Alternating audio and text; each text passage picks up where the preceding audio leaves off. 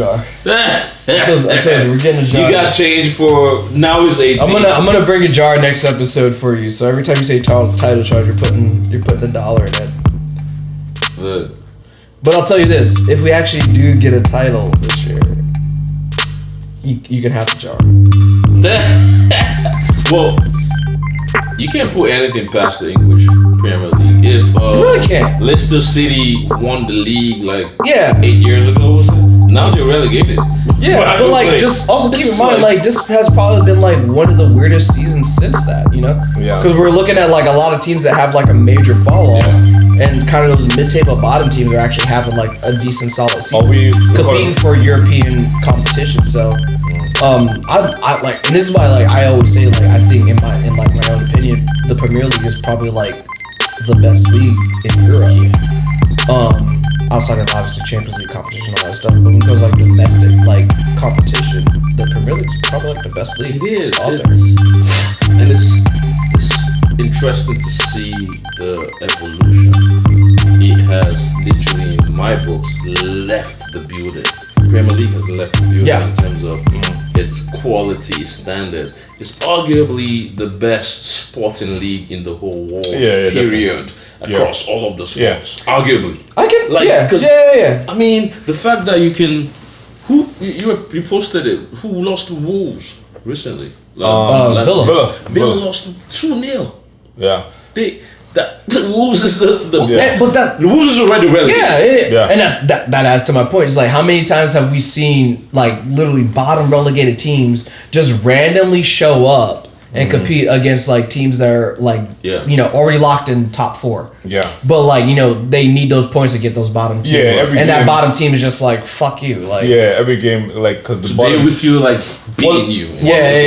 Well, the bottom teams are dangerous because the bottom teams, the players are trying to stay in the Premier League. Now they take wage cuts. Yes. Most of them have wage cuts. They take a wage cut when they get so now it's personal. Yeah. So they're trying to put themselves in the window for teams that are going to be staying in the Premier League. Because even if they do get relegated, some of those players might not necessarily want to stay with the team when they go down. No, they're trying to stay in the league, so they're trying to showcase themselves for the teams that are in the league. Be like, hey, since you're going down, let us get that guy. Yeah. Or even if you go down with a relegated team, that's also bad rep for you. Your next deal is not going to be an amazing deal. Yeah. Yeah, you might not stay with the team. That's why. It's like a lose-lose situation. Yeah. If you stay with a team, your wages get cut. That's why if you don't stay with a team, you have to sign probably a bullshit deal. And that's why, to your point, somebody. People talking about Anderson and Nottingham Forest. Like, Nottingham Forest is in a relegation battle. Like, why are we going after a player who's in a relegation battle? I think he's good. The Lap was in a relegation battle with Ipswich.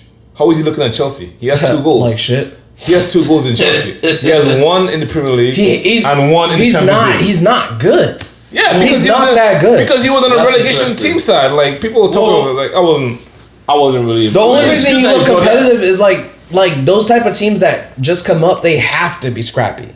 It's because they're trying to prove that they belong in like, they didn't just come up just because they just happened to like be that just like on a wing and a prayer. Mm-hmm. They're trying to prove that they belong in the Prem. Mm-hmm. Yeah. 9 times out of 10 it doesn't work, but there's going to be those type of players that like, you were a reason that your team might have got past. Right. They just didn't have enough. They saw the Lap as one of those guys, but now it's looking like he's not him. I'm glad you guys brought this up because some weeks ago I was like, wait, I remember this English. He's English, right? Yeah. I remember this English striker that we were trying to buy at a certain point. I wonder what he's doing right now. Yeah, you just answered my question. 2 goals. 1 in the Premier League, 1 in the Premier League. That's crazy. 1 in Champions League. I will say in defense of Anderson, and I should watch him play more. I have this bad habit that I only watch United and that's it. If they play I don't have time. I didn't watch any games. I didn't watch any games yesterday, but back in the day when I had more time, bro, I was able to watch everything. I just don't like the time. Yeah. I try to watch the highlights. I'll go into the Peacock and watch this highlights run. I'm so bad. I don't even watch the highlights. I watch United highlights. And like I didn't watch any Champions League or European League games this week. Nothing. Like I didn't watch. I was just working. I've watched the Madrid one, but I even forgot to watch that one. Benfica, the whole. I also watched who was it, Galatasaray and Juventus. yeah, That was a good game. Yeah, that was That was a good crazy game. Galatasaray won. But the Yeah. Anderson argument, he looks like a very solid center. He looks like the next Rice. So if we could Rice. snap him up for, it'll still cost us some like 80. I would say snap him up, snap both of them up. Him and Baleba. I mean, he's United. You should be able to buy both of them. I think Let's for- end for the me, conversation of midfield. the only reason I was all telling and I told guys like this in the chat is that the only reason I think I would go with Belieber is because Belieber, Brighton has a track record of scouting well and selling on players who have gone on to done well, like Caicedo, Cucurella, McAllister, Liverpool. They've gone on to be like decent serviceable players.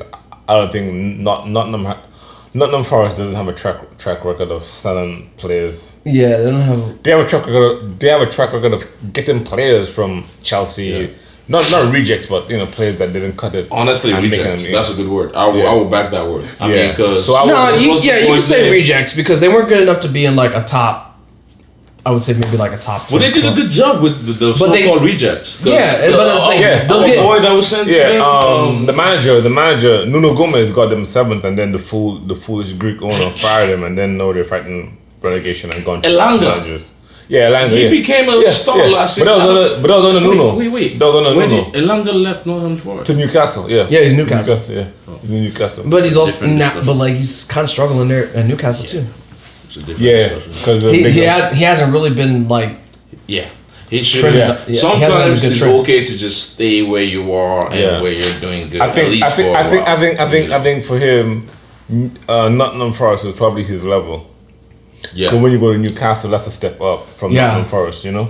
Well, Otherwise, yeah. also you haven't established yourself. You just got going in the Premier League. Newcastle, yeah. Maybe stay there for Yeah. like 3 years. Yeah. Then when you Yeah, finally of get course. your roses, then. But you I can think move. Newcastle was also at that point too. They needed that depth because Newcastle has Yeah. been in the Champions League in Europa. Like Newcastle's trying to get that depth now for yeah. their team.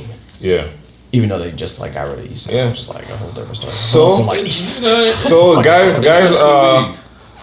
so today, beautiful day. Well, before we get to that, Mm. I have a question for you guys. It connects to today. Mm. Based on what we're saying, do you think we logically can pose, and Ray, you're gonna like this one, can we pose a challenge for the English Premier League title?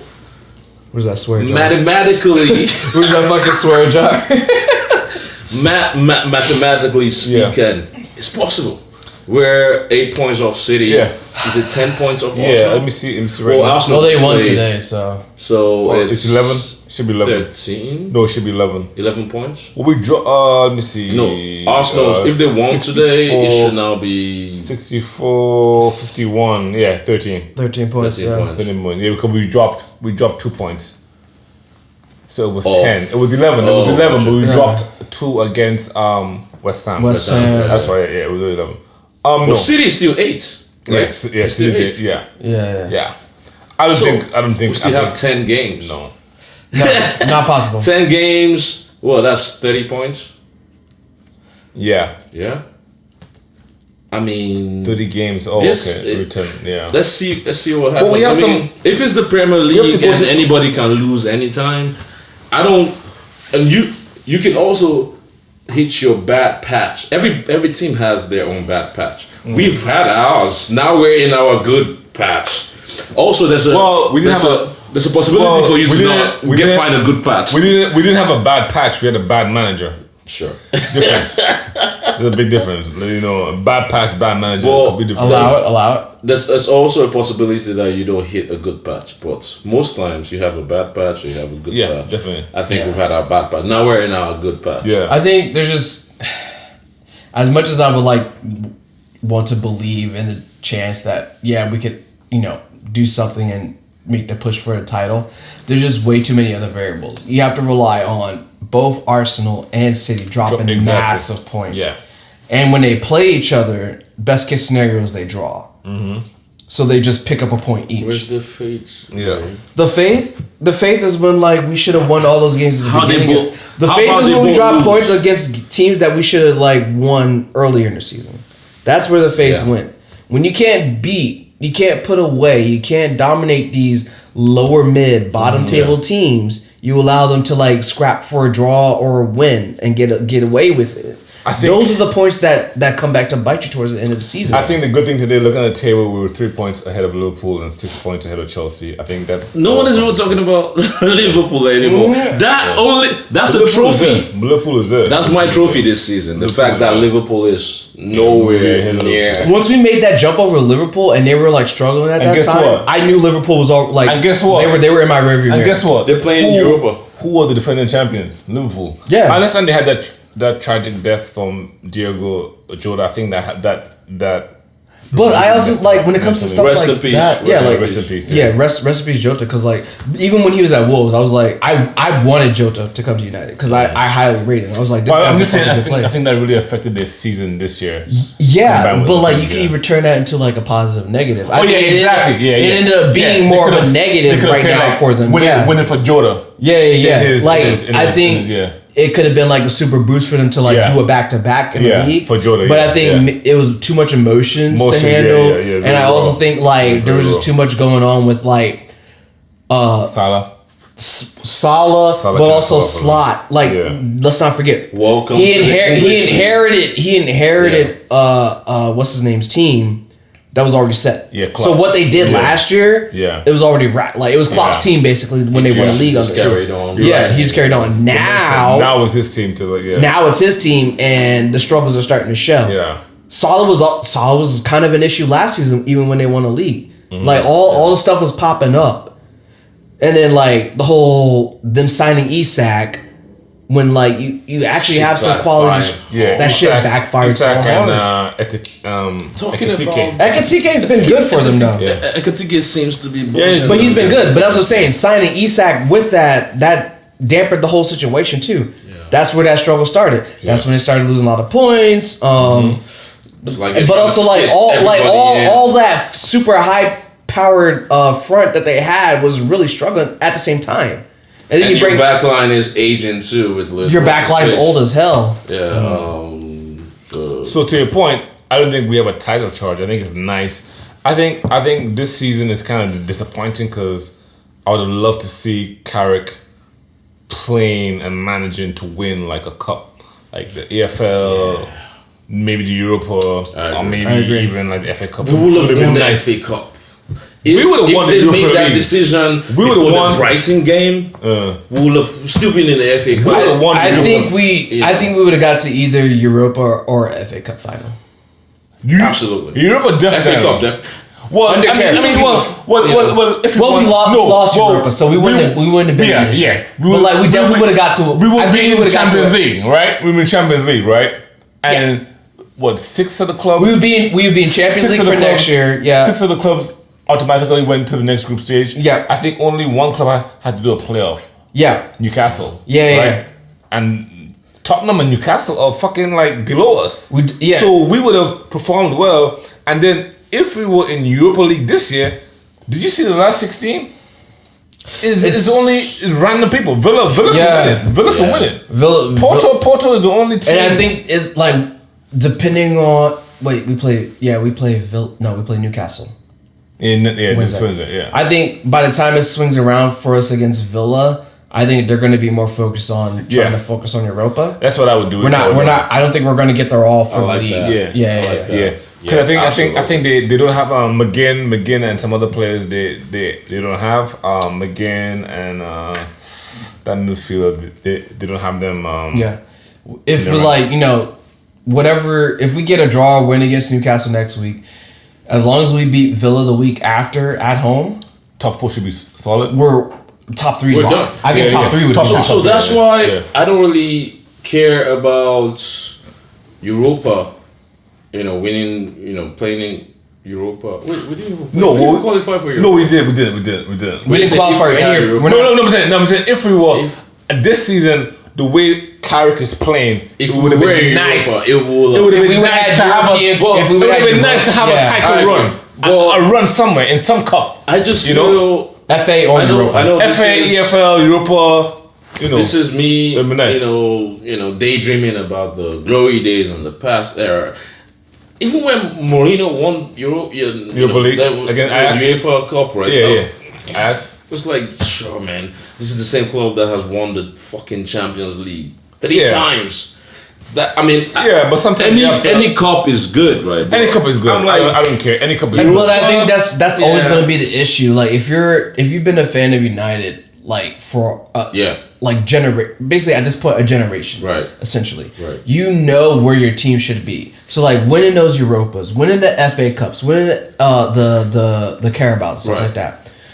Those like for me personally, because like I got in when like the team was good, but I knew what the downfall was coming. Mm-hmm. So I knew where we were gonna go, like where the trajectory was going. So like everything that we've done and competed and won since then, right. yeah, I love that. But like that fan base that always has that expectation. Damn. That fan base that has that expectation of like always being in Champions League, always winning a league. That shit's nothing to them now. That shit. It's hard. It's rough. It doesn't But- matter. It's but like just I like said- yeah, that's cool, but but, like I was like telling guys- I need Champions League. But like I was like in our banter era. That's what Real Madrid is. Yeah, 27.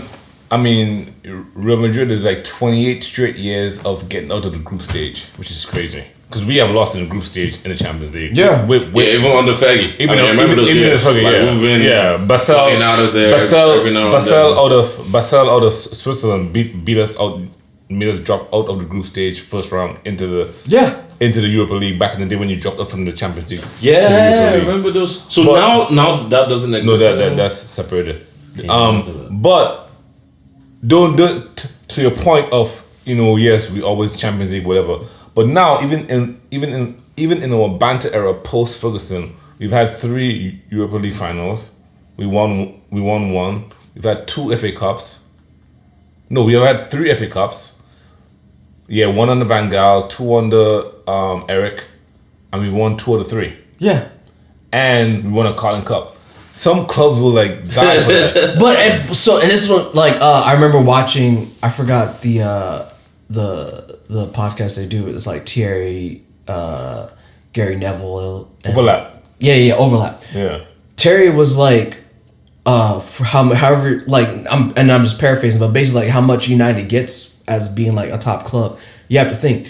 They've been in 5 finals. I remember that. At the end of the day, remember that. they've been in 5 finals. And he was like, Arsenal, you're building. Yeah, this talking club, like they were talking it was about Arsenal. Like this building is Arsenal's getting been too building tall. forever. Like this building's all shit. Yeah. United's been in 5 Yeah. finals Yeah, and have won 3 Yeah. of those. Yeah. Yeah, Essentially, we won Like, 3, yeah. And Sam said this so well. It was like, we've been to those 5 finals, Yeah. won 3 Yeah. cups, Yeah. and we're still depressed. Yeah. and we're still sad. It was like, yeah. Meanwhile, Arsenal's like, yeah, we're winning the league, It's- but you only Yeah. won 1 FA Cup under fucking. Yeah, it was crazy. Arteta. I mean, they've come second. They've been what?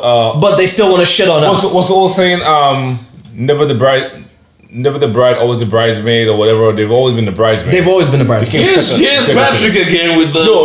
punchline. Yeah, no, but they came second like 4 times.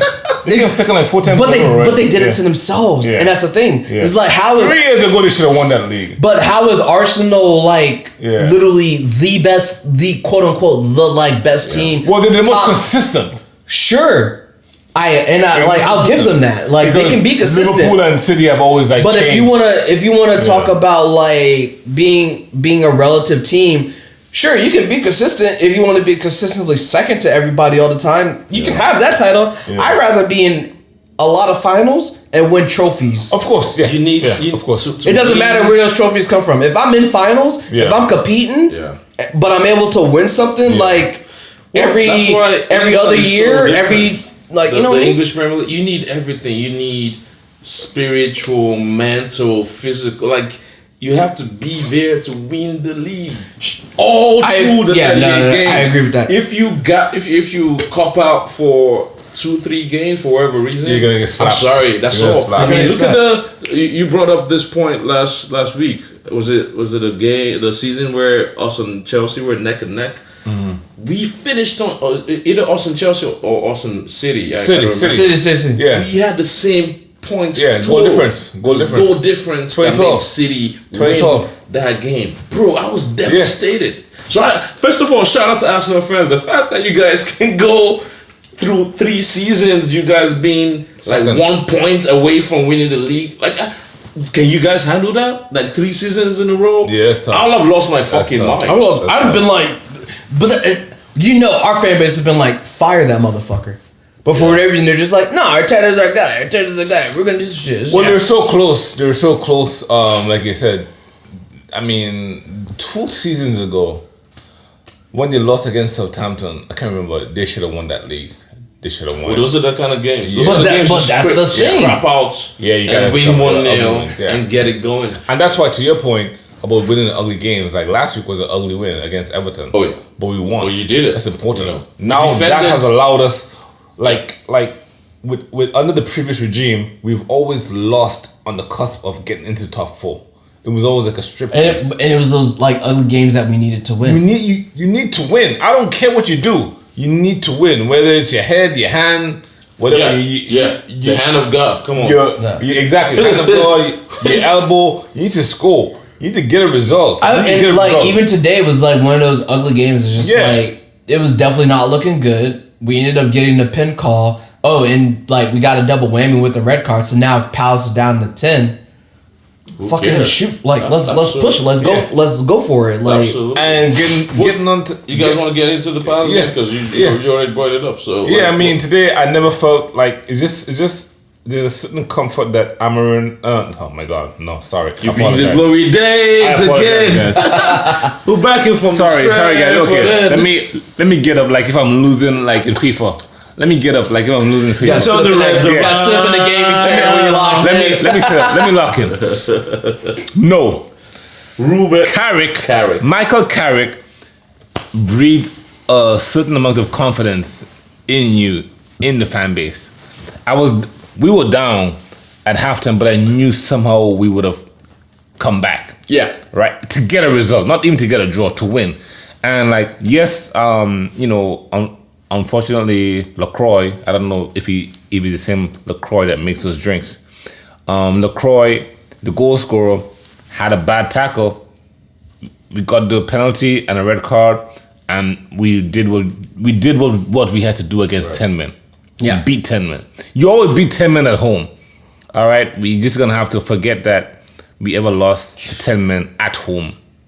But normally, when any football team in the world, any level, if you're playing against 10 men and you're playing at home, there's a 99.999% chance that you're gonna win that game. You should win that game. Unless you're playing United.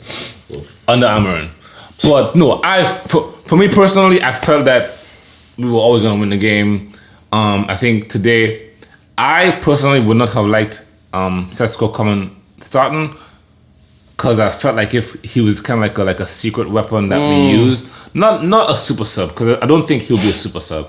I think he's a starter, but I felt that it was always good to keep the team guessing and like on the back foot of game planning against us, Yeah. But Carrick showed again a masterclass in managing that he can start Sesko and still get the result out of it. And props on Sesko taking his chances, making the best. I think he's 6 out of 7 in terms of goals in 6 goals in 7 games. Yeah. Let me just kind of give you a little bit of pushback on it. I think this is the perfect game to start Sesko, and I'll tell you this why.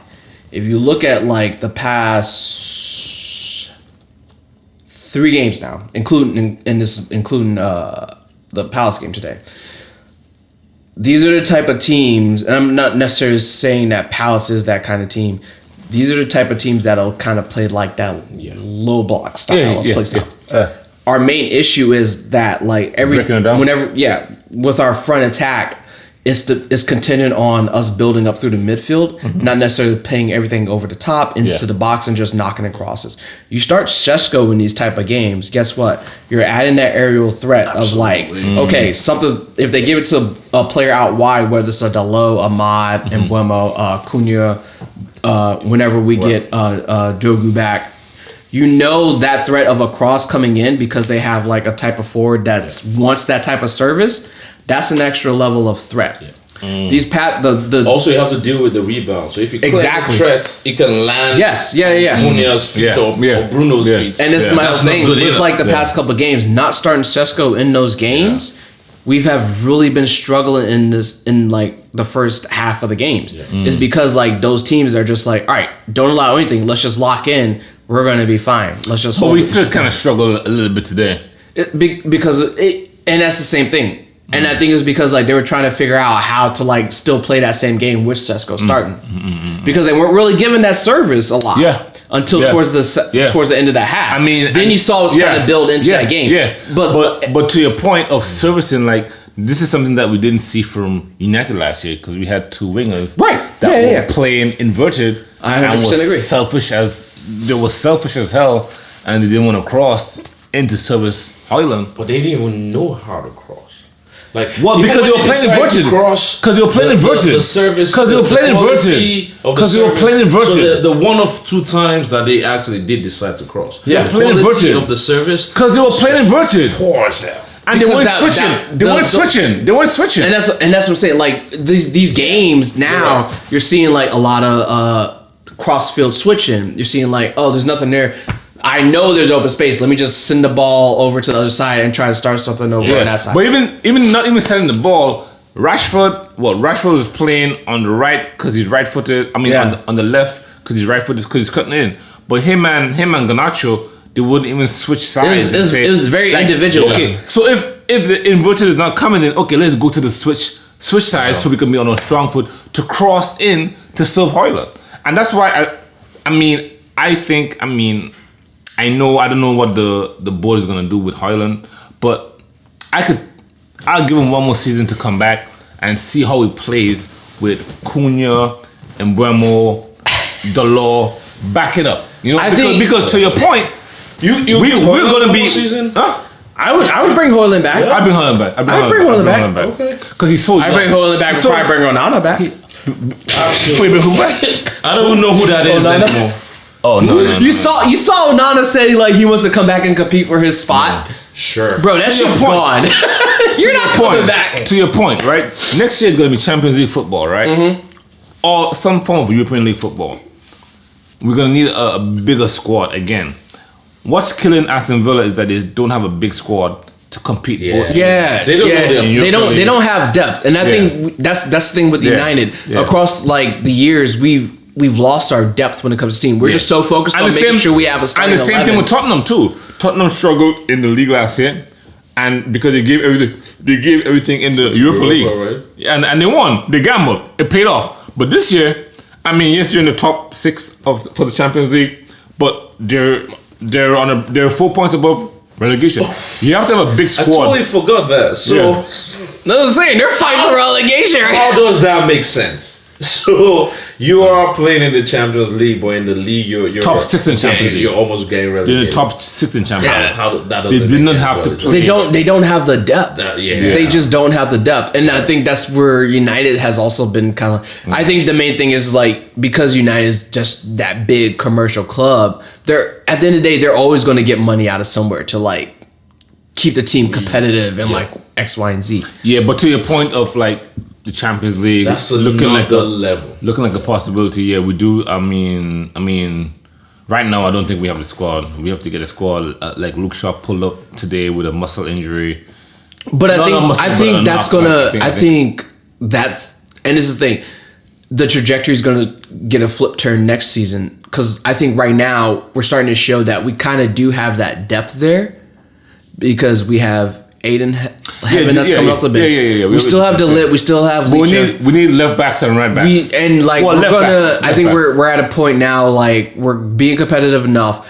Carrick is running the team like strongly where it's just like again, you bench Ahmad because you clearly see Ahmad has been struggling in the past couple of games. Post AFCON. You bench him, you just start Šeško, You still have Xerxes on the bench. You could bring Ahmad in. And I think, and this is where I'm starting to see, like, I think we kind of do have that depth now. And this is why I was like, I'm glad we did start Shesko. Because that shows me that we had that depth. Well, that's starting to show me we do have that depth. Let me ping on that point, because I haven't given my take on the Crystal Palace game as well. I think it made sense to start Shesko. Because we buy him to sit on the bench. Of course that idea worked, but if we're going back to quote unquote the United DNA and all that, we will always have a big target center, a big number 9. Yeah. Actually 2 when we used to play 4-4-2, right? Yeah. Yorker and Nicole. Yeah. Always will have. So we I don't think we bought Shesko to sit on the bench. I'm glad Carrick took that approach because the Premier League is hard.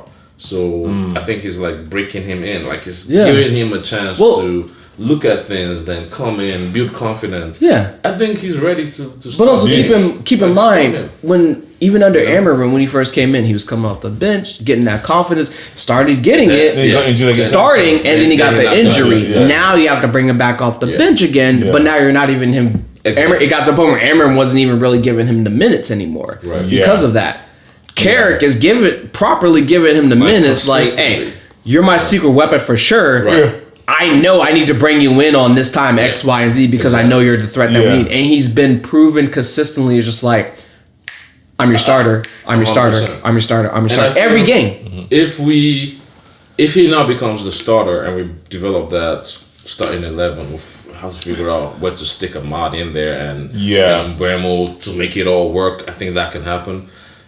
At the same time, we still need a joker off the bench. Is Xerxes that joker, or do we need? I think Xerxes is that joker. Somebody else. So the depth for the squad for Champions League, I think our back line we're pretty much solid. Don't forget this season. Don't forget this season. We're only playing 1 game a week. Yeah. Right. So it's not gonna be. We don't have EFL obligations. We don't have FA Cup. I mean, obviously we don't have any Europe. We're doubled up in every position in the back line, though. I think so. It's Dalo, Mazarawi, Maguire, De Ligt. Yeah, I don't think De Ligt. Martinez. I don't know, but we are Drogo, Shaw, and Heaven. Don't forget Heaven. Then I think we're solid back line. I would say we have to a certain degree. When it comes to like our center backs, I think we're good. Right. Because like they can like when it comes to like our left backs and right backs, the only 2 players that we have that could play in like either or position would be Dalot, Maz too. Yeah, because Maz played on right. I'm not a fan. I'm not a fan of playing people that play on the right, on the left. I think that's desperate. Like today when we brought in Miles. That's desperate shit. It was desperate, but it should be a left footer playing on that position. It works out when you. That's what I'm saying. Like if you need to, you need to because of like the Shaw. But that's what I'm saying. We don't really have a depth behind Shaw. We have the kid. Paraguayan kid. We loaned him. What's his name again? I have no idea what he is. He's fast as fuck. The Paraguayan. I can't remember. Yeah, so we also have some kids. We do have kids. What's the other guy? But this is why I think like Carrick's going to start really tapping into that, which is why like I want them to kind of just like give him the chance next season. Yeah. Because I know Carrick Carrick knows the system. He knows like how like the Paraguayan kid. I can't remember his name. God damn it. Yeah, I can't remember either. Can't remember his name. Then there's another English kid, I think, on left back. Yeah, at West Brom. Yeah, we got players on loan that could play that position, but they're just not here with us right now, and that's what's kind of hurting us because we've had to like just kind of send players out to get some cash flow. Yeah, well, I think it's kind of hard to like. I think this year because of the lack of games, I think Carrick, and that's one of the positive pros of having Carrick take the permanent job because right now he's evaluating players. Yeah. It's like an internship. Yeah. Because now if you go get a new manager, that new manager doesn't have real game time experience. He's going off of like practice and all that shit, you know. While Carrick is evaluating players in real games that actually matter because this year we're playing to get into the top 4. and he's better. He's in a better place to evaluate players. So to me, I think to your point of having someone that's already in place, it helps him to evaluate these players better. I think all players right now this season should get a free slate. It's a free hit. I think they all have to be, except for Luke Shaw, because I think Luke Shaw is too injury prone, and I think he's only playing well because it's a World Cup year. Yeah. I think he needs to move. I don't think we can keep both Luke Shaw and Harry Maguire. If I was to keep one and two, I would keep Harry, because like Shaw, I agree with you. Shaw is very injury prone. Mm-hmm. He's basically just showing up for like the World Cup year. Yeah. And like now he's like got a knock. So I don't think we're gonna see him. Yeah. Probably the rest of the season. Yeah. Because like he's so focused on playing for the World Cup this year. So yeah, I can agree with that sense. But that's why I think this is the perfect opportunity to give Carrick the rest of the season. I think he's gonna keep us in a good position, and then you just like sign him for like the next 2 years. Give him a contract for the next 2 years. Just let him work with the team. Oh, Maguire? Harry or Miles? No, Carrick. Okay. Harry or Miles? Yeah, Harry What's the kid Amos. else? Yeah, Amos. The other guy starts with a D. I think he's a West Diego Brom. something. Diego, I can't remember. Yeah. But we have, I think, so I would say for squad depth for Champions League, the middle has to be figured out. I think this is. I saw somewhere McTominay wants to come back. No, that's not happening.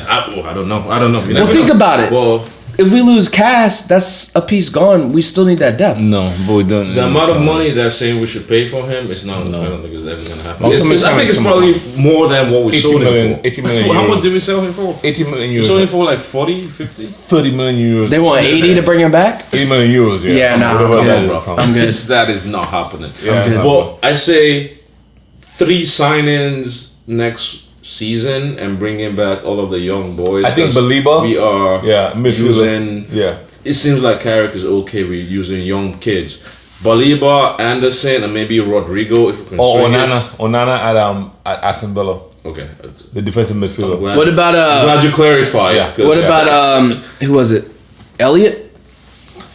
Elliot Anderson, right? Yeah. Yeah. That's the kid I'm talking about. If you can sign both of But them. he's a Elliot Anderson, He's a not Baliba, Forest, yeah. and But like I've Rodrigo watched from I've Madrid. watched a lot I of think Forest we're good. games this year. I think he would, regardless of what happens with them, I think he would still be a good pickup for us. I think he would still be a good pickup. I don't know. I think it's just like, Forest are fighting. Because let's be for real, I'm out on Arate.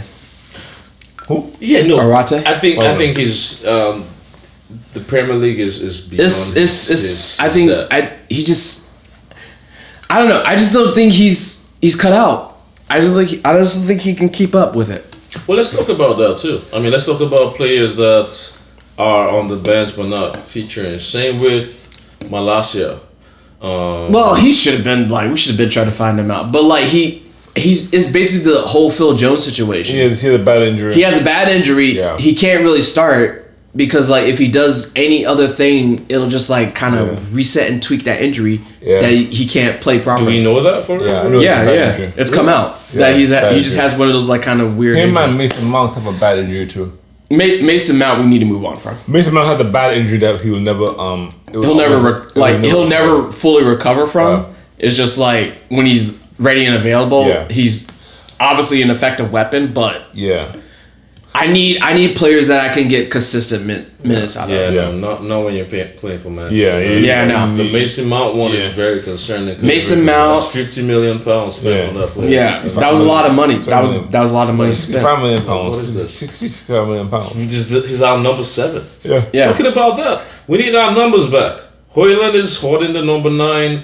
Mount is hot. Like, please give us back this. Those numbers are gone. I mean, Rashford lost his number 10 to Cunha. Like, that's done. Oh yeah, that was when Rashford Yeah. left. Yeah. Like apparently, I just and it's just like me reading like Twitter and like all these other like, there's like quote unquote talks of like Carrick would be willing to bring Rashford back and like That one was interesting. I never believe that because right now Barcelona has said that they will go forward with it. I don't think Rashford. I think Rashford's correct. He doesn't want to come back either.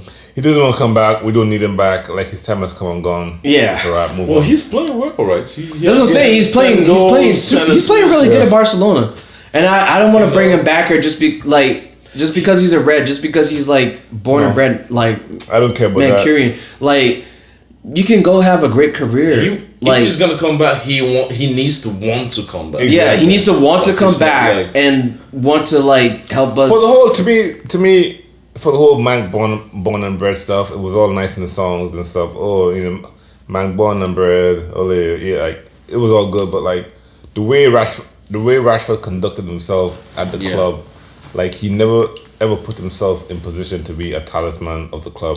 Like Yeah. you know, I he can be agree. an example. You just acted like if you were a random dude, bro. You're supposedly from Manchester United, born and bred at the club since you were a kid. He just never conducted himself as like I want to be the face of Manchester United. He never stepped up. Like Bruno, To be a captain. Bruno, He never- Bruno, yeah. Rashford should have been the captain of Rashford should have been like the staple captain for the team. He should Yeah. have been the Yeah, captain of the Bruno, squad. Bruno is more Manchester United. Bruno fights more for the club than Rashford. Like what are you talking about? Like, yeah, there's too many clips of him not tracking back. You know, I'm over him. That's come and gone. That's come and gone. Yeah, I totally agree. I mean, it's nice, the fantasy and the idea of him coming back to United and all that. It's all good and fine. Yeah, it's all fantasy. But in It's all reality, fantasy. It's all fantasy.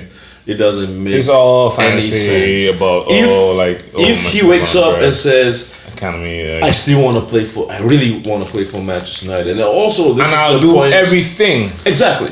No, but this The is the actions, point yeah. in your career that you need to make that move. 'Cause Yeah, he's 28. He's 28. So now you need to figure out where you're gonna play for the next 4 years on the top point of competing for anything. So Yeah. if he does that, fine. If not, I think we move ahead. Move ahead, yeah. I think move the ahead. I think the time has squad. come and gone. I know Carrick worked with him. I think Carrick played with him on the back end of Carrick's career. Yeah, he might have played with him On the back, for the maybe last 1 year. season. Yeah, maybe Yeah. 1 year. So Under Mourinho. so I understand the whole like connection, but like I think much too much is given, much expected, and I think personally Rashford has kind of like in the long term he's kind of like disappointed the club and like the way he conducted himself wasn't he didn't step up and be I want to be the captain of United, I want to be I'm from it just, People forget how big this club is. Yeah. And that's one of the things I like Amarim for. He was like, if we are of the opinion that Manchester United is this big, then we should all act that way. And he kind of subbed Garnacho, I think, that's my opinion, in a certain way. He was like, you think Manchester United is a certain way and you don't want to be there until you go to another club and you see how things are there. Then you see the difference. And I think every now and then we keep forgetting how massive this club is. Point in case, the financial reports just came out. Sky News published the reports of so that us still being number one jersey seller. Yeah, we're still gaining revenue even if we are out of Europe. Which is just wild. Yeah. Considering the amount of money that we've just left on the table, not being in that competition. Yeah, 100 The million. fact that United, we've still figured out a way to be successful financially out of Europe. That's mind blowing. It also now reminds me, and we're talking about this as solace, that's what now connected me to the fact that, wait a minute, why is Old Trafford still the biggest stadium in England, in the Premier League? Yeah. Because multiple people have built new stadiums after Old Trafford. Everton is the latest, right? Yeah. West Ham built a new stadium. Arsenal built a new stadium. It goes on and on. Tottenham, yeah. Tottenham. Most of them are capped at like 60,000. 60,000, yeah. Old Trafford is like 75. 70. Yeah. 75. And that's from World War II. Bro! It hasn't even been like, I think they have extended it all the way to be extended. There's no more extension. Yeah, at this point you can't extend anymore. Yeah. That's why the proposal for the 100,000 Yeah. Well, how many clubs? City Stadium. How many is now. football clubs in the world have 100,000? I think it's I just think Madrid is Bernabeu- not. Bernabeu, I don't Bernabeu- think, is it 100? I think it Bernabeu- might be 95. no. Bernabeu have 100. That might be it. Boca Juniors. Oh, they're playing Brazil. Yeah. No, in Argentina. Okay. Boca Juniors. And I think Boca Juniors, River Plate have it. Yeah. There's not many 100K. Is Maracana 100,000?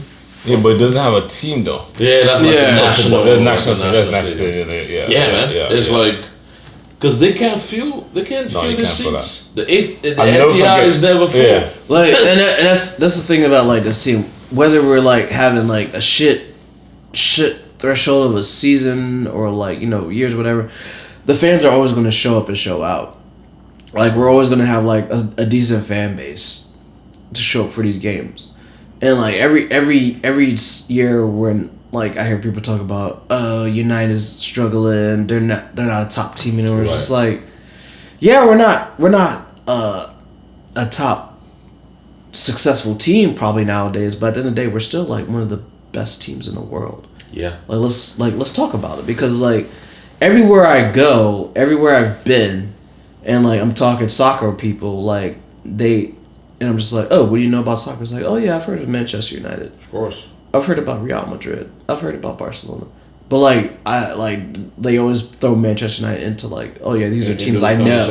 Like these are teams I know exist and everything. So like, yeah, it's like Camp Nou. Camp Nou should be 80 Yeah, something. yeah, Camp Nou is the biggest one. Well, how Yeah. long? How much? 100,000. Oh, I see. Like 99,354. Gotcha. That's one that's a football stadium. Then they have actually in South Africa, FNB Stadium, 94,000. Kaiser, Kaizer Chiefs. Yeah, Kaiser Chiefs. Exactly. Then Egypt National Football Stadium. So you can't count that. We're talking about clubs. Right. Yeah, that's it for clubs. That's interesting. Yeah, so not even like I thought Boca Juniors was up there. I thought Boca Juniors was up No, there. but that might and presence, it's really humbling, especially in England. Yeah.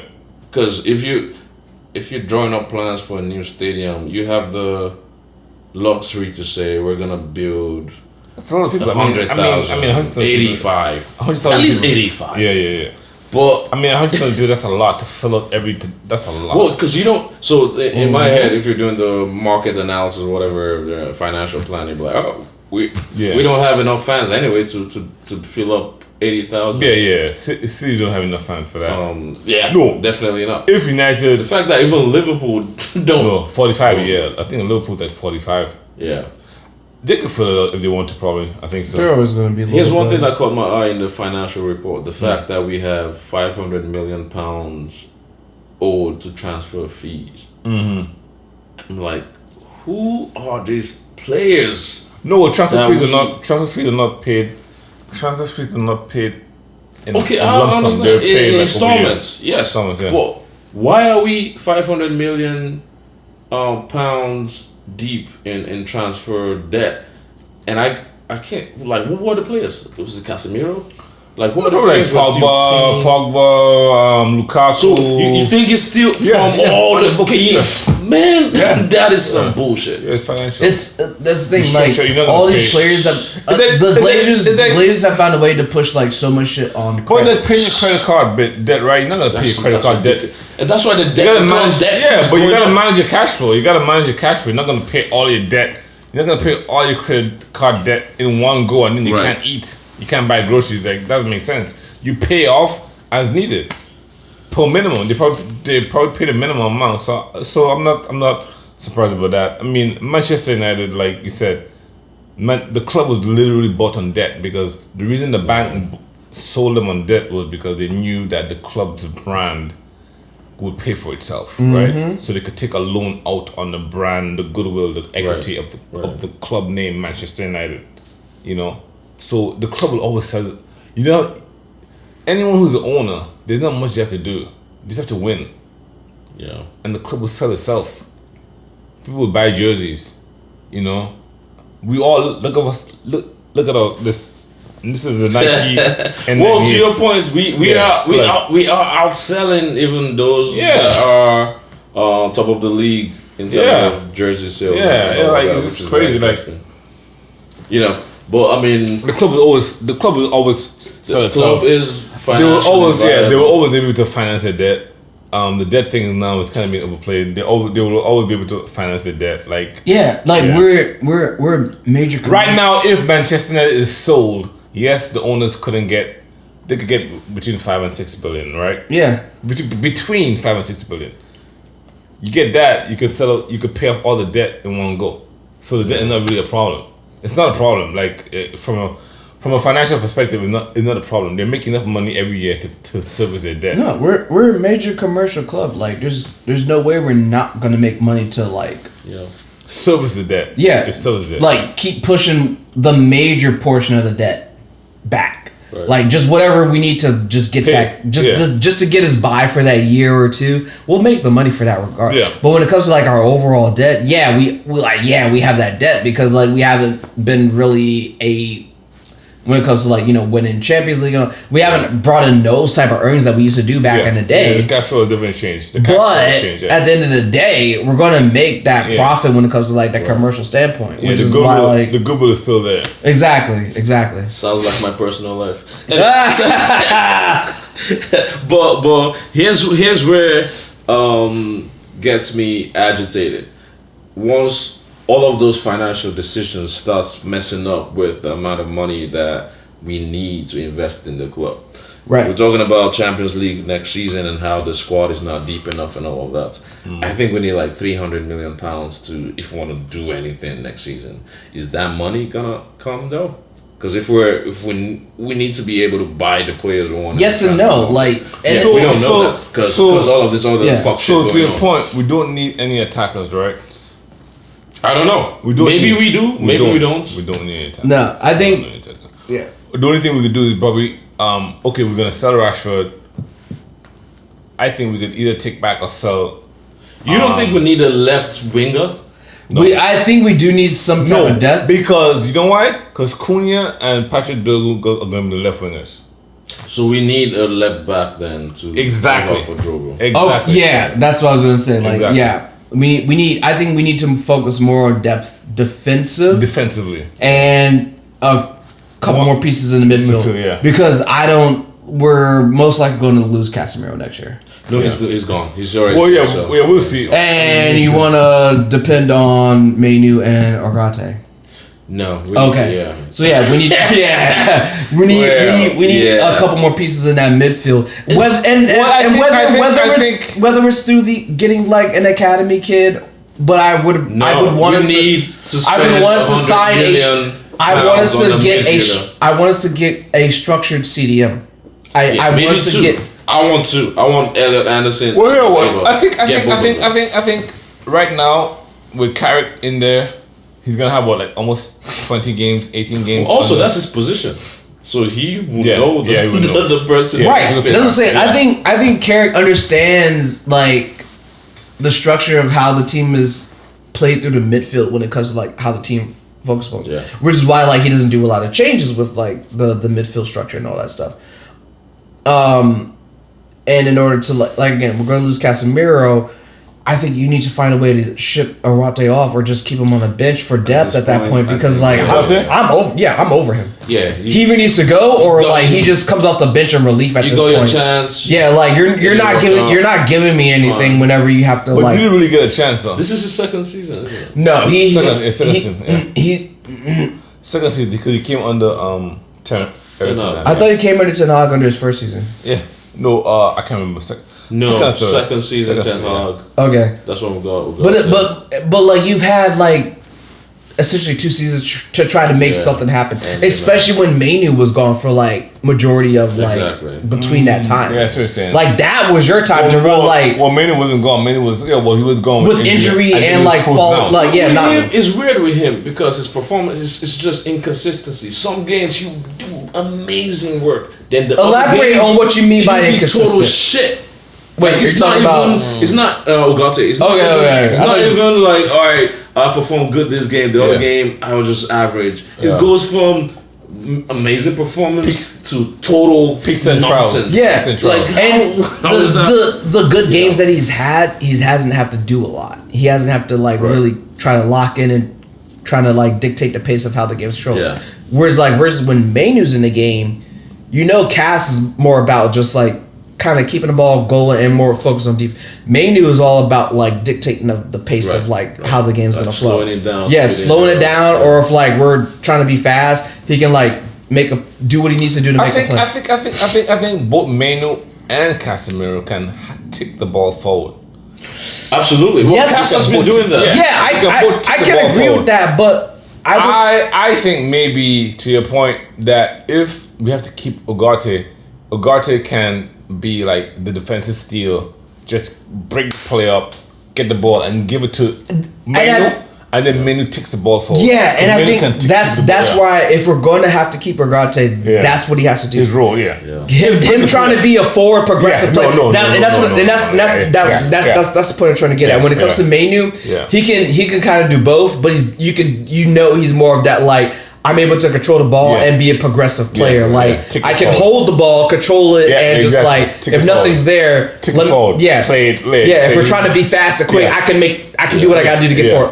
Ugarte can't do that. Can't do that. Yeah, you can't do that. That's not his strength. He's just more kind of like an outlet option in the break, midfield. just break up the play. Just In break my it up. Get the ideal ball. world, ship Ugarte out by Elliot Anderson and Baleba, and just let's seal this talk of United midfield not being up to par. So at that point, you have Elliot Anderson, you have Baleba, you have Mainu, you have But Elliot Anderson, Fernandez. That's like top but tier midfield. But Elliot players in the Elliot whole. Anderson and Believer, that's gonna be like almost 150 million pounds. Yeah, call I don't think- up the Glazers. I don't think you can get both. Why not? It's one or the other.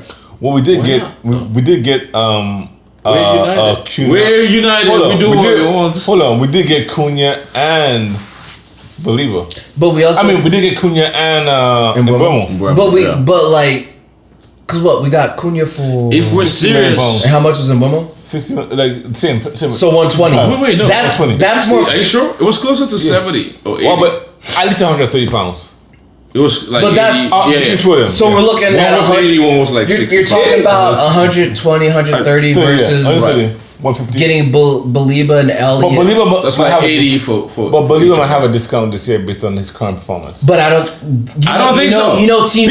Bro, the United tax. Exactly. They the don't United care. tax. They're gonna say that's- 100,000 and that's my Period. point. And it's only because they knew we were interested in Baliba like Last year. year. Yeah. So they're gonna try to keep that Yeah, they don't offer care. like it's like, well, you wanted Yeah, him for this yeah. much. Why are you Yeah, not wanting him for this yeah. much? And to me, Baliba hasn't had like that to justify the previous offer. I think we definitely could Well, probably how get it about for this? cheaper, but Brighton's gonna want they're gonna want that same amount Absolutely. because they know we need midfield. Yeah. Well, and any midfielder we go for, honestly, people are gonna slap that price. They're gonna, tag on there's it. gonna be a United So, tax if regardless. we're lucky, we'll get them for like 75 million, I think. But it'll Yeah. be 80, maybe. That's what I'm saying. 100 Like, million here. I don't necessarily think we can get both of them. Can we splurge some money? Yeah, sure. Like, I'm not gonna put anything past the Glazers to do that to try to get both of them.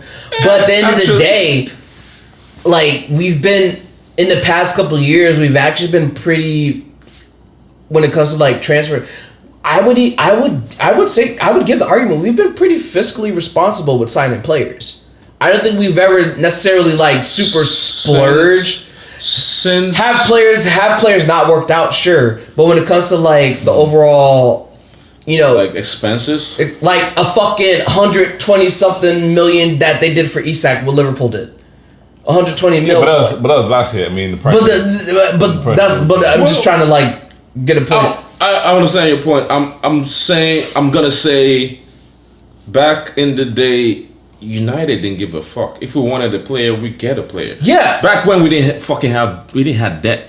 Sure. When we enter the transfer market, whatever the player is, we're gonna get that player. Yeah. But We broke the transfer For records for Pogba. Rio Ferdinand. We broke the Yeah. transfer You know, it's record for a like lot. I think we Pogba- broke the once we transfer won a record player- for Maguire. for Yeah, Pogba, for but we didn't do that every time. Most What's the guy times, from Real Madrid? The midfielder. We bought a midfielder from Real Madrid. Yeah. Who? Spent 1 year. The winger. The Argentinian guy. God. I'm blacking on his name too. God damn, yeah. But yeah. That guy. He won the number 7, I think. Yeah. Oh, Damien? No. Di Maria. Di Maria. Oh yeah, fucking Di Maria. What a fucking bust he was. Yeah. So Every now and then, we go out. I keep forgetting we had Di Maria. Exactly. Bro. So considering your point, that was like 2015, 2016 inflation, man. And Wait. Di Maria was under Fergie, Maria? wasn't it? No. No. It was under Di Maria was under under 20, Fergie wasn't still 2015. boss? No. Fergie left, bro. yeah. Okay. Fergie left 2013, bro. But like, and like I understand like the inflation, like the cost Under of Van Gaal. the cost of players and everything X, Y, Z. Sure, like I get that, but I think we've been able to kind of just like have that consistency of like, at the end of the day, because of the market, yeah, whatever play we bring in is worth it at that point, sure, but we're not necessarily like going super crazy overspending. Do they live up to what they were worth based on market value? Probably not. Right. But we're not going far beyond their market value and being extra in the hole for that shit. Well, I agree.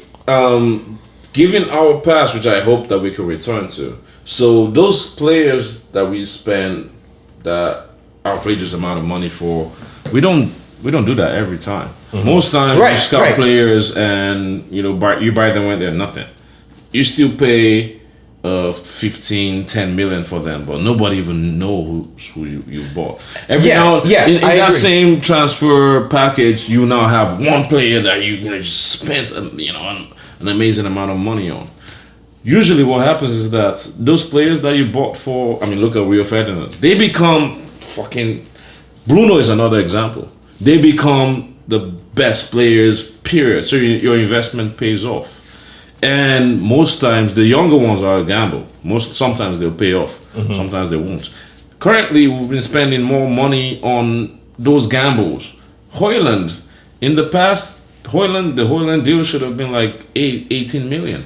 But you're now spending the same kind of money that you should be spending on established players on gambles, which I don't understand. But like, the only reason I say it, Højlund, even the only reason I can say give credit to where Højlund ended up being more of a gamble is because of like the type of play style we were running. Because think about it, when we first got Højlund going crazy in the Champions League, like we know his ability, like it was turned out to be a good investment. But once we adjusted the play style where he wasn't getting any service, absolutely. he was like we weren't playing to his ability.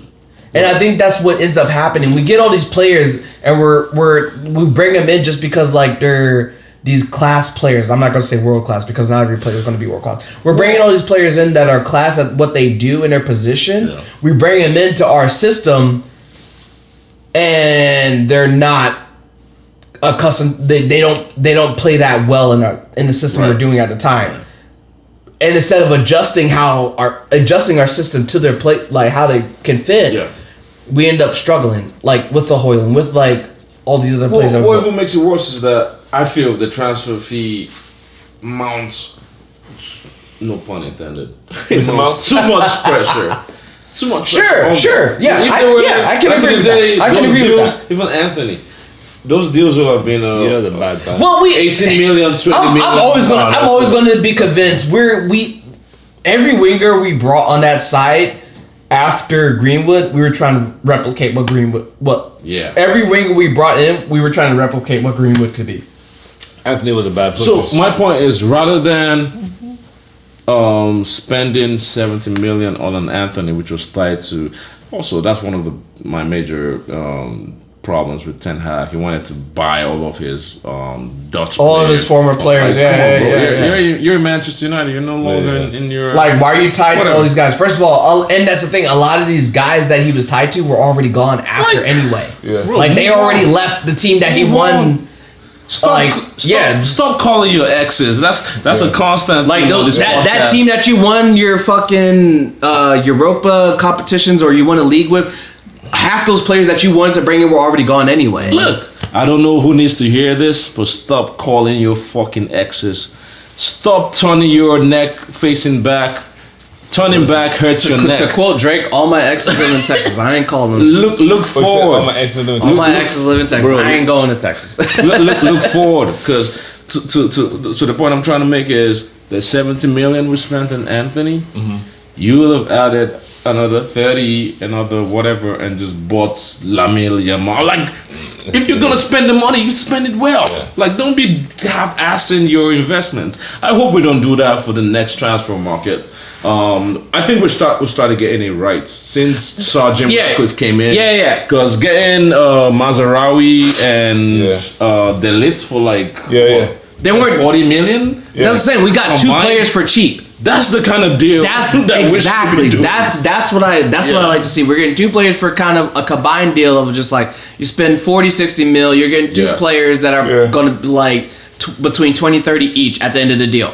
And Cool. they're young. They work out. They don't work out. The Mazarawi was a good sign from Exactly. And worse, but you also cut your losses, and it's not going to be a big problem. But also, you know? De Ligt was a good signing with that too, because Absolutely. like and that's the thing. You're buying players off of injury. But if I'm getting 2 players for like a 60 mil and they're injury prone, I'll take that deal. Like, because I'm absolutely. spending, rather than spending 60 on 1 player that's going to be injury prone, I'm spending 60 on 2 that one might have an injury issue. All of our deals since Jim Ratcliffe, you know, say whatever. They've been pretty good. All right, back to basics. It's like, all right, cool. I mean, Cunha and Cunha and Mbeumo, obviously they're good signings. Would have paid proven. 100 Yeah, plus. probably proven. They're definitely Exactly. that makes I'm glad to play big money for Premier League players. Like I have no problem with that. But the fact that the approach now is that is big money for United. Stop looking at us as a club that would splurge 120 for this. No. This is what we're gonna give. If you're, even Šeško was the same thing. Like whatever, man. This is the package. Yeah. If you don't want it, fuck off. And he wanted it. Yeah, He wanted. He told his cut agent his wages. because Newcastle was going in for Šeško, and he said no. They give him more. Yeah, They give him more money. Yeah, they give him more money. He said, "No, I'm gonna play for Manchester United. Like I believe in." Perfect. I mean, segue. for those players, I mean, they it's perfect segue to Newcastle. But for those players, I also monitor the social media impact. Like in Mbeumo had like 300,000 players. I mean, 300,000 followers on social media. The millions now. When they bought him, now he has 2 million. Look at that. You know, so all these players, they know Your life will literally your life will literally change. So you could demand more money, Bro, it's on the social media marketing side from companies. Exactly. It'll be interesting to actually understand the experience of someone that makes that move. It's a life change. Oh, yeah, life it's like you change, become a Hollywood Yeah, star yeah. overnight. Šeško had. I was looking at Šeško's profile last ridiculous. week when he scored that Everton winner. That one post he posted with him like running off had 1 million followers. I mean 1 million likes. I saw you post that. Yeah, 1 million likes. I'm fucking sharing every Šeško goal. I'm probably part of that. Yeah, of course. I went back and I looked at his other likes from like even From, like, his previous let's career say, and his Leipzig Lipstick, yeah. It was like 30,000. 200 No, likes, 30,000 likes. 20 comments. So to go from 30,000 likes to a million, almost a million likes, that's crazy. So yeah, the players know they'll take the pickup, but they'll make the money back in the long run. You'll always make the money back in the long run. At this point, United it's player. not. So you can't. I mean, this goes for everybody. You can't make all the decisions in life based on money. No, yeah, you're yeah. gonna get screwed. It's Yeah. not same way Bruno didn't go to Saudi. Yeah. like I don't. Yeah. Well, I know we're in a place in time where the press just puts fire on everything. I was like, oh, Bruno is meeting with Saudi. I already knew that Bruno Fernandes would not go to Saudi Arabia. Yeah, look at all You're these still in your 20s. Yeah. Oh, 30, sorry, 30s, you just turned 30. Early 30, You're yeah. gonna ship off to Saudi because of money? Yeah. That's never But this is gonna why, happen. like, I like, regardless of the flack that Bruno gets for like his whinging and all shit, like, you know, that's just him as a person, whatever. I know deep down at the core, Bruno cares about playing for the team. Like he was like that when he was at Sporting. Like he cares about playing for a club. Like his heart and soul is for the team.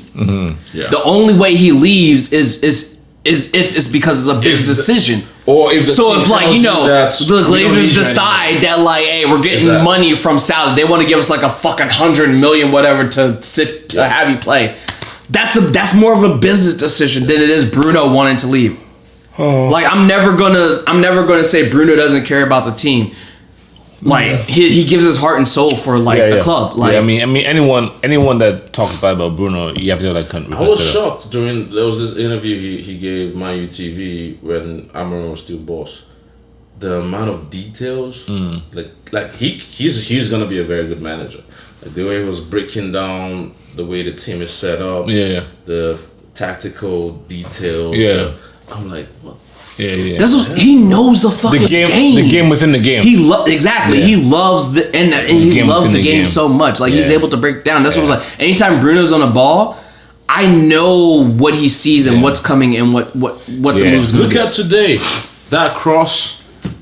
I mean, if I close my eyes and think about that goal again, that looked like a David Beckham cross. Going back to what you're saying, that's like United DNA. So, a cross from the right. Yeah. It was mostly from the right. Yeah, spread the by the pitch. way.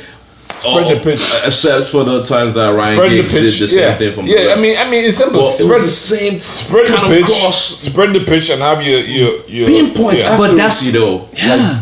Man, that And that's Like, why. bro, we that's have why. cross. We have a 6'5" guy, guy that cross the can ball. jump. But we don't have well. crossers. I think Umbuemo is a good crosser. Yeah, now we have We have crosses Now we now. have- Cunha too no. can cross. But that's what I'm saying. Like, we need to like get into the point of just like starting Shesko, and I've been saying that, especially when he started going on his tear. I was just like, Shesko needs to start now because that's opening another option that teams have to start accounting for. true. You get the ball out wide. Absolutely. Because think about it, they're whenever the ball goes out wide, it's usually a man to man. I guess And it's just like, oh, they're not going to cross it, so let me just step out. And now it's either do I step out because he might cross it, or do I back up to try to defend that cross? That way also Sesko is gonna start demanding two defenders. Exactly. And he's gonna leave Now the- you're getting extra coverage. They have to It start is putting- worse when the right back now overlaps, so Umbuemo can actually become another Space. striker. Yes. And just cause fucking carnage. Yeah. So now Ahmad can keep doing his fucking I'm gonna overlap and run on the box because like when it's ever Ahmad on the wing, everyone's like it's just Ahmad. I'm gonna isolate. do you guys see a situation where Ahmad starts in place of Dallo? Because Dallo has been, the way I saw the game today, Dallo was overlapping a lot all the way. If- And at certain points That's a it good was just point. we That's a had a good three, point. a Damn, back that is three. a good point. We had a back three. It was I didn't think. Yeah, it was you wanted to Maguire. operate. So you wanted to operate as a wing back, well, he already did that for but he didn't. most of I mean, this he was season. not a wing back. But He's not. He didn't do terrible. Yeah. He's not terrible, You can but start in a game that we were like, or even during the game when we're like, maybe we're tired and we need to win a game. That's an option. So you overload the rights, and you still keep Šeško on. Yeah, that Might be a. if it's one of those low block teams, yeah.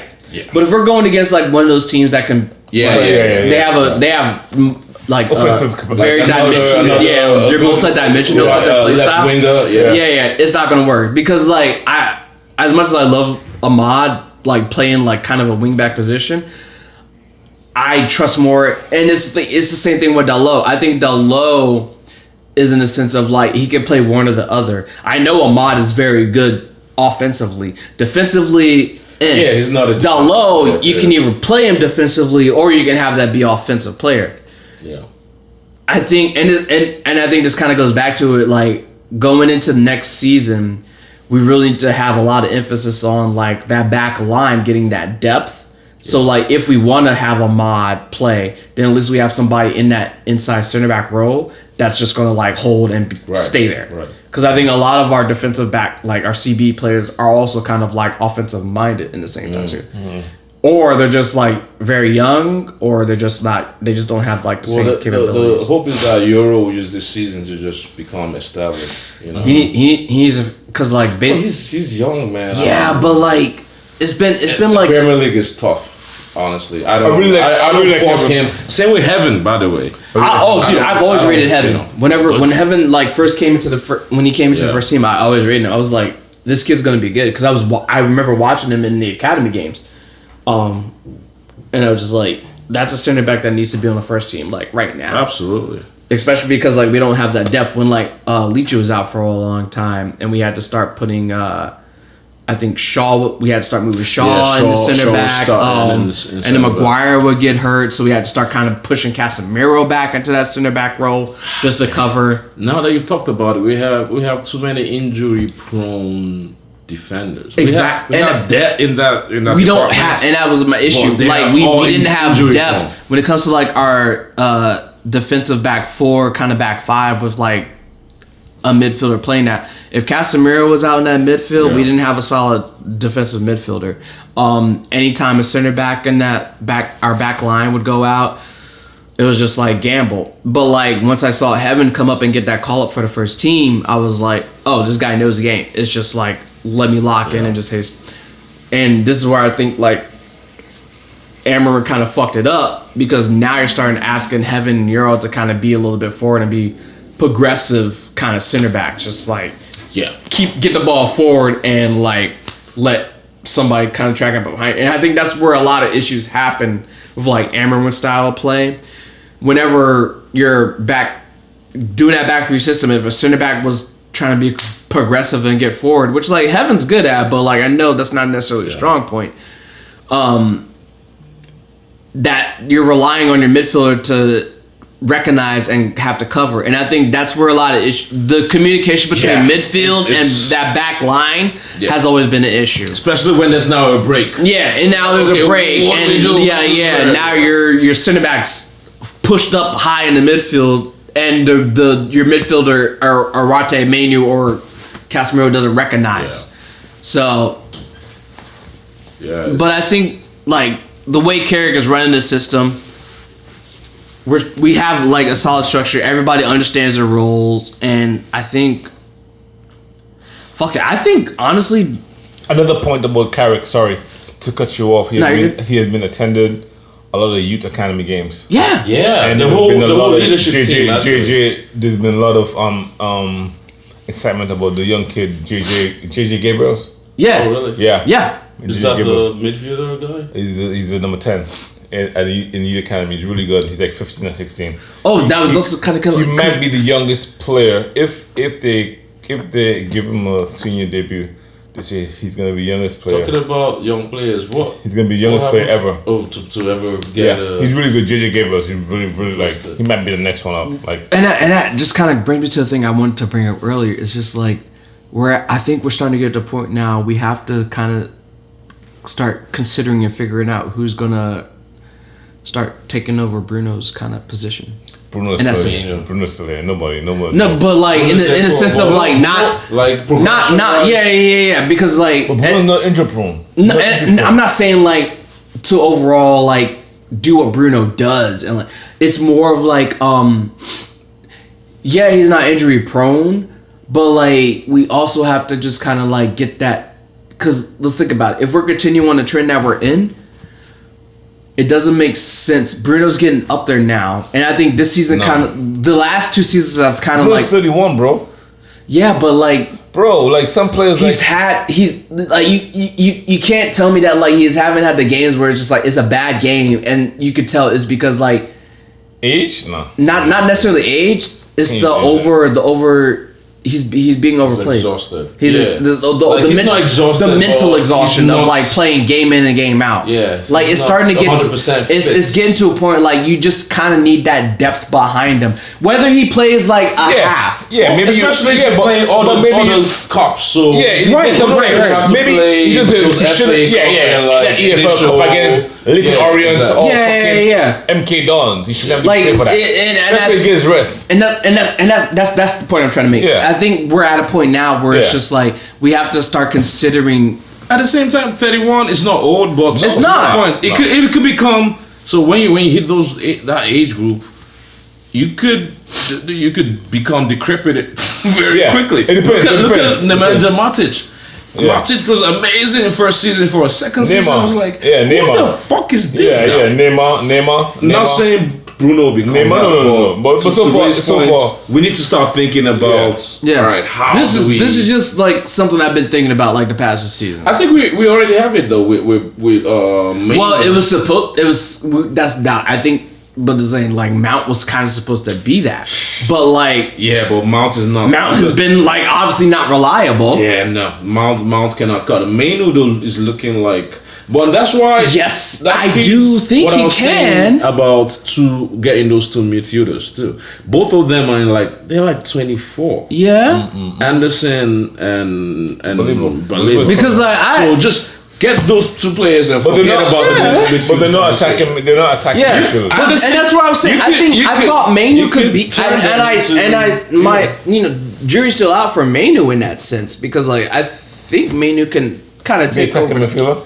Yeah, No. But my thing is just like you have to have like a solid, structured CDM behind him so he can do what he. You don't he think do- Mainu can be an attacking midfield? No. what? What does he play then? He plays a Central double pivot, a central midfield, a double pivot. That's different from an attacking midfield number 10. He can play that think he role. can be I that feel type. he can play that role. If So anything, you're saying Mainu's more of a Get the ball from the defense or the goalkeeper, pivot, and keep the ball ticking. Keep it going. so he's would you say he's more of a deep line playmaker? Yes. Okay, I can agree with that. Busquets, like Busquets I can agree with that. Yeah. from Barcelona. Well, get I the can agree ball. with that. Get the ball.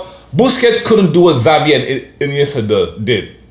Busquets gets the ball from the defense. He counter presses. He beats the press because he's comfortable taking the ball, being pressed by the strikers on the opposition team. What about He can turn, and then he can look for He can look for Xavi. He can look for Iniesta. Kobe can get the ball, hold off, shield, turn, look for Mbeumo, he can isn't that spray. what Fernandez does currently though? No, No. he was struggling. He was struggling when he was low. I don't think Fernandez. He was struggling when Amarin had him. Would you say maybe? he did the would dribbling? you No. also So maybe Fernandez say- is just a playmaker. Period. He's not 10. He's not high. deep lying. No, he not. shouldn't be a deep line. Sometimes he should not goes be. deep, He but was he suffering. shouldn't be. He was suffering. He shouldn't be a deep line Shouldn't player. be a deep line. Yeah. So shouldn't what be a deep line. would you say maybe a Tony Cruz comparison? Of Menu? course. Yeah, Toni Kroos Menu plays. Okay, I can. I can agree. Yeah, I can agree. Toni Kroos, Casemiro. Busquets. Toni Kroos and Casemiro were the double pivot at Real Madrid. Yeah. Okay. They were double pivot. Because I've always compared Menu to like a Tony Cruz. Then Yeah. Luka Modric came through, and then they were kind of like switching them up. Yeah. Cause like I see when Manu first came onto the team, I was just like, this guy's he gives me like that Cruz vibe of just like Yeah. being in that deep line, deep winning line, the get ball, Yeah, can get the ball off. play it forward, make a play, but forward, then yeah. also get that kind of 1-2 combination going, Yeah, exactly. still be in the attack, Exactly, and make yeah. something happen Yeah, too. yeah. So yeah, He okay, can help build up the play. okay, yeah. I can I definitely don't agree see with that. no. Bruno has to be up front. Bruno is the biggest. Yeah, okay, I can agree with that. All our goals, bro. Our goal against Fulham. Who crossed to Seshko? Bruno. Today, who crossed for Seshko? Bruno. He has to be up front. He can't be down. He can't cross the ball at the fucking. What In I'm a deep saying line, is yeah. when Bruno is no longer there, can Meno play that role? I don't know. I don't know because that's a crazy Meno has question. also played. I mean, I think Amorim he deployed can, Meno. but that comes with like that age and experience. Yeah, Yeah. he has to grow. Like that he part has up. to, he has to keep basically what Manu is doing now. He has to keep elevating and growing into Yeah, that. I agree. Then when it's time to like make that transition, I feel that Sure. like, but right now the but jury's out. like Bruno isn't fast, but he's always like moving around. He's faster than Meno. Though. Mino is not changed that. Mino has a slow. He's too slow. He's so skillful. Yeah. His skill. He doesn't use His a lot of skill on the ball makes up for his exactly. quickness. Yeah, Exactly. yeah. But imagine if it's a little bit quicker. Quicker, yeah. He has to Sure. be more quicker. You know, Yeah, he's more But quicker. like I think his speed makes up because like if somebody's like pressing on Manu like this, his ability to like just kind of make that Exactly. turn, Just you turn. lost Yeah. your You look defender. stupid, yeah. Now you have that space Yeah. to kind of just Yeah. like what are my options? Like Mino will just give you like a fake shoulder. Yeah, swing. he can make It's the crazy, move yeah. to get himself out of trouble, But he's not gonna run away. and then give slow the game down after that to make sure it's like, what are my options? Yeah, exactly. I have time. What do I see? Exactly. Yeah, He's not like running like. and when it comes to Bruno, So disrespectful, isn't it? he makes defenders look dumb as But shit. Bruno had a crazy turn today. He really does, and I think. Oh yeah. Yeah. He had a crazy turn. Like, whoops. Yeah. And that's what I'm saying. Like when it comes to Bruno, he can do that, but his main focus is to like quickly advance. get up and get forward and attack. Manu is more just like boom. Still sit back. Can we keep going forward, or is it covered, or do I have to like stop and like let's just sometimes hold the ball real quick? To your point, a 10 sometimes is your job to also advance the ball. You're not only looking for what's the option. You're the option. You should advance the ball. Yeah. And I think that's where it comes to like where Bruno's level and Manu's level is like. Bruno is always like, even if I'm on the ball, I'm trying to slow the game down. Like I know I can't do it, but I'm always thinking of just like get the ball forward. Like that's why I'm on the ball. I have the ability to get the ball forward. Yeah. Whereas like Kabi is once I'm on the ball, I dictate the pace of like I'm on the ball. Can I get forward? No. Nope. Let me hold it. Let's just reset. We have the ball. Let's just hold this possession a bit. Yeah. Which is good. That's why he's such a good counter presser, because if they've been pressed, if the team has been pressed, he can beat the counter. He can beat the press. Exactly. He can slow it down to break the skill that Konya also has. Yeah. You're gonna hold the ball. He can hold the ball. Yeah. You're gonna foul me if he's comfortable. Exactly. Get it. I'm keeping the ball. Like he was literally had the ball and it was like bouncing and he's juggling it while the defender's pulling it down. Yeah. So the ref is like, he has control. Like I gotta give that foul. Like, what do you want me to do? Yeah. Exactly. So yeah, absolutely. Yeah. Well, you guys gonna do predictions? Yeah. Newcastle 2-1, man. Yeah. Although we have to look out for Walter Mate, he's the goal threat. What is Newcastle doing this season? Like I'm so out of. They just lost to Everton last. Yeah, but they're that's at home. Them selling what's his face to Liverpool. Isak really messed them up. They didn't prepare for, so they got all of that money and they couldn't even spend. They didn't really do anything with it because it was so close to the end of the transfer market and there was no way they could. They wanted Šeško and we fucked them over on the Šeško deal as well. They have what's his name, Murphy. They have money in the bank but nothing to do with it. But and I think the main thing this season for Newcastle, they've always been good at home, but them struggling against Everton yesterday was a big kind of blow to them. Oh, they're 13th. And I think I think Wednesday is gonna kind of be a let's put a nail in there. It's gonna be a stable game, and this is what I think. I think they're gonna want to show up and show out because it's home for them. Oh. And they don't want to lose at St. James. They just come off of an emotional game against Everton. Who cares? They care. I think it's gonna be a 2-2 draw. Okay. And that's based on like how we can't keep starting out slow. Yeah. We can't keep. That's been my main issue. Like we keep having these games where we're starting out so slow. If we were just like kind of like, controlling the game, but we weren't really like scoring or anything like that, I'd be okay because at least I know we have control of the game and anything can happen. We didn't have control of the game for most of that first half. And then they scored. And we finally got back in towards the back half. And that's been kind of like an issue for like most of the season, in my opinion. That's something we have to. That needs to be addressed ASAP, especially if we want to like really like. It's not all games that we can do this. Yeah, and that's been my issue. That's been my issue. I mean, I know we won against Arsenal, but it's done. But it was the same thing actually. It was the same shit. Well, against Arsenal, we considered a slow first half start. Just didn't look like we were ready. To get back. I'm tired of us having to get scored on for the team to wake up. Yeah. It's ridiculous. It's been worse. Would you guys agree though? It's been worse since the break where we didn't play the FA Cup and we came back against what was the last game? Everton, right? The Everton game. No, I'm not gonna say it's been worse. Only the 2-week break, bro. Yeah, that's what I'm saying. Yeah, I'm not. Then we came back. We're looking like They didn't even know what. It happens. It happens. I won't say it's been worse. The only reason is because like in a lot of those games prior to, we would end up losing. So that was worse. I think now we know the team's a second half team anyway.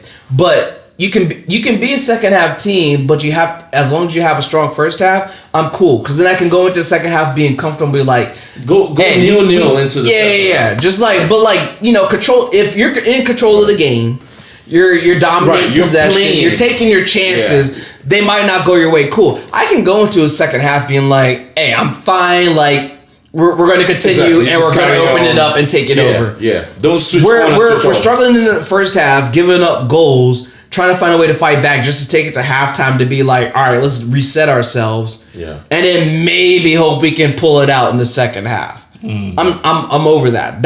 I'm done with that. Yeah, I agree. Like I need us to show up in the first half, take it to the second half, and lock shit down. What was the result? This is the second game against Newcastle, right? What was the previous I can't result? remember, man. The first game, I think we won at home. I think we won that one. Okay. I don't think we lost. Okay. I don't know what. Yeah. But I think it was like one of those close games against Newcastle. Okay. Yeah. I mean, Newcastle's always tricky. Yeah. Tricky picture. I mean, I think we still win 2-1, 3-1 United. I think Šeško, Bruno in the goals, and I think Mbeumo is gonna score. Yeah. I'm going with 2-1 as well. 2-1, yeah. I know I usually do the 2-0 predictions, but giving you 2 just based off, just throwing in some realism in there. Yeah. You know. Yeah, 2-1. I think Newcastle and all these teams, to your point of the earlier discussion that we had, I think the Champions League is wearing them down. It's Is hard. Newcastle in the Champions League? Yeah. Man, everybody and their mama is in the. England has 16 because Tottenham won. We beat Newcastle 1-0 at home. Yeah. Okay, Who's that scored? makes sense. Was it one of those Christmas games? Yeah. It was Boxing Day. Drogu. Yeah. I remember that. No, but I think for these teams they're struggling. Villa, Newcastle is struggling because it's hard to compete in the Champions League, and it's hard to compete in European competition and the Premier League. It's hard. But then you still have your domestic competitions too. Yeah, exactly. And I think when it comes to like those teams like Newcastle, Villa, like they just not deep enough. Exactly. They never have that structured depth that because to them it's not certain to be in the Champions League every year. Exactly. Exactly. No, they don't buy up. Not my problem. No, not my problem. Pull up St. James's Park. Yeah. So let's dance. I think for us it's a good chance. Hit me with that bachata. Hey, all the way. So we have Newcastle, then we have Villa right after, and then we have the international break, right? Or we have the international. No, we have the international. Yeah, we have international break after Newcastle. Is it after? I think it's after Newcastle. Oh yeah. No, we have Villa next. Oh really? We have Villa next. We have Newcastle. We have Newcastle next. Then we have Villa, and then the international break. Yeah. The international break is in March. Wow, today is March 1st. Yeah. Damn, that's crazy. But guys. I mean, I think it's been a wonderful podcast. Like I said, it's a beautiful day today. We're so relaxed. We're done by the water. I need to get out. Enjoying the blue skies, the blue water here in Washington DC. We outside. 2-1 United. Šeško again in the goals. Six goals in 7 games, I want to say. And it's happy days again. Happy days, I think for right now. Happy days again. For right now, we hold off on all the Carrick and who's the manager. We just enjoy. Enjoy. Stay in the moment. Enjoy football, everybody. Yes. For the people who have just become United fans in the last decade or so. Yeah. This is how United. This is how our arrogance, our hated and adored but never ignored. This is how we are. We expect to win. We expect to come back. We expect this is where it comes from. To your point, Patrick, the fact that halftime we're just like, we'll be back. We'll figure it out. It's fine. We'll figure it out. I think we'll figure it out. I mean, anyone can score one goal. Yeah, anyone can score. I think City. I think Crystal Palace. They opened the window by creating that penalty with a red card, and then we just walk right through. So that's on them. That's on us. You know. Absolutely, and we'll do that every other Oh yeah, time. yeah. I think So Yeah, but- see you guys on Wednesday. Yeah, shout out to you guys for being here. I got Ray, I got Patrick, and I'm Kunal. This has been the Red Devils District. Shout out to everybody, man. I met a lot of people at Soulless today that I haven't seen in a while. Jeremy was there. Who else was there? Romani. Shout out to Rome. Dalo did great.